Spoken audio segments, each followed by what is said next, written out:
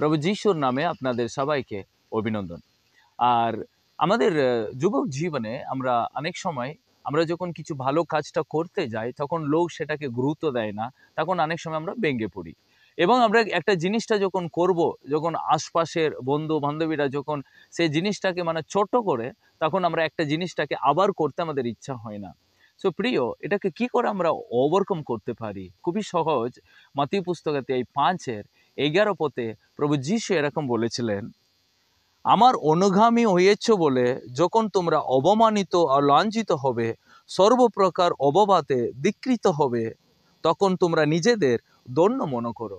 তো প্রভু যীশু বলছেন, যারা মানে আমাকে অনুসরণ করেছে বলে তোমাদেরকে অবমানিত করবে, কেউ তোমাদেরকে ছোট করবে, তখন তোমরা নিজেকে ধন্য মনে করো। তো কেন নিজেকে ধন্য মনে করো? কারণ ঈশ্বরের আশীর্বাদটা তোমাদের জীবনে আসতে কেউ বাধা দিতে পারবে না। তো যীশু খ্রিস্টকে যখন লোক অনুসরণ করে, তখন লোক তাকে অনেক রকমের অপমানিত সহ্য করতে হচ্ছে, অনেক রকমের তাদেরকে লোকদের কথা শুনতে হচ্ছে। তাতে আমরা যদি ভেঙে পড়ি, যদি আমরা পিছিয়ে যাই, তাহলে অবশ্যই আমরা আর প্রভুর আশীর্বাদটাকে আমরা আমরা আমরা লাভ করতে পারি না।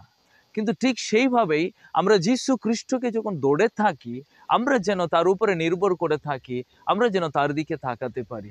তো যীশু আমাদের জন্য অনেক অবমানিত, অনেক লাঞ্ছিত হয়েছিলেন।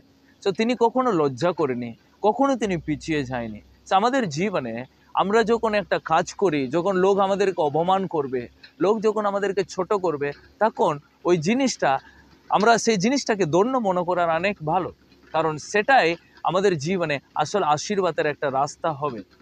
কিন্তু যখন ওই কথাটাকে আমরা আঘাতের মনে করে যখন আমরা নিয়ে নিই, তখন আমরা পেরে উঠতে পারি না, সেটাকে আমরা ওভারকাম করতে পারি না।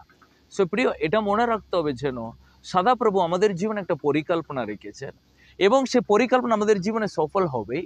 সো যত লোক আমাদেরকে অপমান করুক, যত লোক আমাদেরকে ছোট করুক, যতভাবেই পরিস্থিতি আমাদেরকে যদি আর প্রভুর কাছে থেকে বা আমাদের করার কাছ থেকে যদি পিছিয়ে ঠেলে দেওয়ার চেষ্টা করলে, কিন্তু প্রভু আমাদের জন্য রাখার পরিকল্পনা কোনোদিনও বিফল হবে না, কোনোদিনও সেটা কেউ আটকাতে পারে না।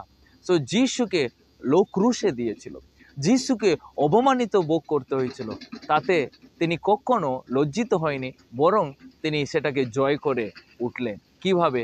পিতার সাহায্যে। ঠিক তেমনি ঈশ্বরের সাহায্যই, প্রভু যীশু খ্রিস্টের সাহায্যই এবং তার উপরে রাখার বিশ্বাসে সমস্ত রকমের অপমান এবং বিভিন্ন রকমের ডিমোটিভেশনটাকে আমরা ওভারকাম করতে পারি। সো আজকে দিন এই বাক্য আপনাদের জীবনে আশীর্বাদ নিয়ে আসুক।